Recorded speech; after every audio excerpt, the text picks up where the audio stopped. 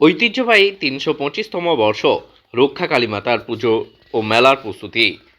হাওড়া গ্রামীণ জেলার জয়পুর থানার আমতা ২ ব্লকের ঝিকিরা গ্রাম পঞ্চায়েত এলাকায় ঐতিহ্যবাহী ঝিকিরা রক্ষা কালীমাতার ঠাকুরানী এস্টেটের আয়োজনে ঝিকিরা বারোয়ারি রক্ষা কালী পূজা কমিটির পরিচালনায় ঝিকিরা বাজার এলাকায় ৩২৫তম বর্ষের রক্ষা কালীমাতা পুজোর ও ৫ দিনে মেলার প্রস্তুতি সম্পন্ন হয়েছে বলে জানান এস্টেটের সম্পাদক তপন চন্দ্র আমাদের প্রতিনিধিকে।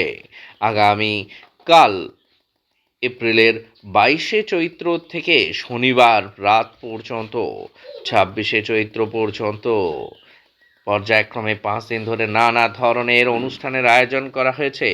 পুজো মেলা অনুষ্ঠিত হবে বলে জানান স্টেটের কোষাধ্যক্ষ সমীর রায়। কথিত আছে, পূর্বে এই এলাকায় গুটি বসন্তের প্রচলন ছিল।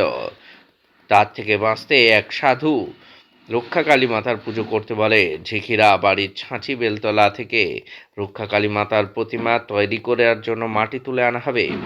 আমাদের প্রিয় মাতৃভূমি পশ্চিমবঙ্গ নদী বেষ্টিত হাওড়া হুগলি পশ্চিম মেদিনীপুর জেলার বর্ডারে ঝিকিরা বাজারে সেই বাঙালির প্রাণের ১২ মাসে ১৩ পার্বণ পালা চিরাচরিতভাবে রীতি ধরে হয়ে আসছে। হাওড়া জেলার রিপোর্টার বাবু হকের রিপোর্ট, আপডেট পাঁশকুড়া নিউজের জন্য।